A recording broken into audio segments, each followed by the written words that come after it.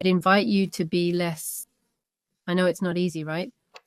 But less afraid of these typical oppositional behaviors many teachers anxiously write to me about. I can't get them to do anything. They won't do this. I can't get cooperation. I can't finish an activity. Less scared, less don't see them as, oh my God, these behaviors are senseless, random, unpredictable, or unpreventable. Tonight we'll discuss aspects of oppositional behaviors, but first, I'd like you to try a quick experiment to shift your perspective, okay? Because I'm not accusing anyone. Absolutely not. But what I've been told is oppositional, won't do things, refuses to. I can't get their cooperation.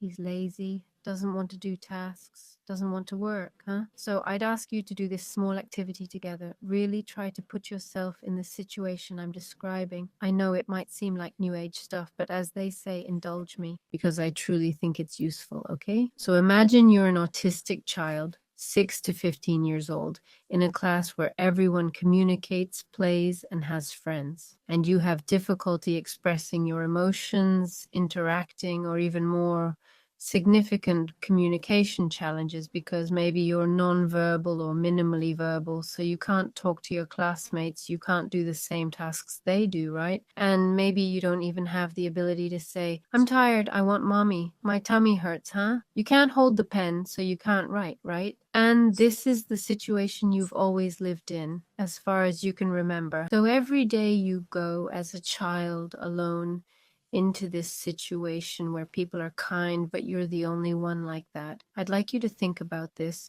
to imagine being that child. If you'd like, write to me about how it feels to imagine such a situation. I'll read your comments later. Besides being a child who can't communicate at various levels of severity, who wants to play but can't, who might want to write but can't control their hand, who wants to read but can't explore the page with eye movements needed for reading. Beyond this situation, imagine being an autistic child level 3, diagnosed with cognitive delay, but who doesn't actually have one. Another common issue in autism affecting 70 to 80% is dyspraxia, ranging from mild to severe. Dyspraxia means I can't control my body's movements, so I can't control it to speak, even though I know the words and want to say things.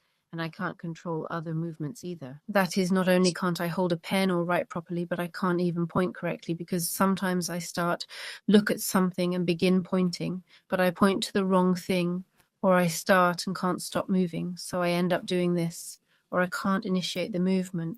So when asked to point at something, I can't even begin. So I can't speak due to my dyspraxia. I can't write, I can't point. All cognitive tests in the world rely on verbal responses, motor task performance, or written answers, either multiple choice or written out. If I have severe dyspraxia, I can't do any of these things. So I'm diagnosed with cognitive delay when I might not have any cognitive issues at all. This often becomes apparent when we find solutions, rehabilitation approaches, and treatments for dyspraxia. Now imagine being an autistic child, alone, unable to communicate in a class where everyone else is at the same level, perhaps being intelligent or without severe cognitive delays, yet given extremely simple tasks as if diagnosed with a serious condition, where people speak to you as if you can't understand, and you're given activities far below your level, possibly for the entire school year. They say point to 1. Meanwhile, you're mentally calculating 2821 divided by 17. This was the case for my son and many of my patients. Imagine months of this and they're still saying point to 6. How motivated would you be to do these tasks or cooperate? How would you feel? You understand everything, sometimes better than others, yet they think you understand nothing. How would that make you feel?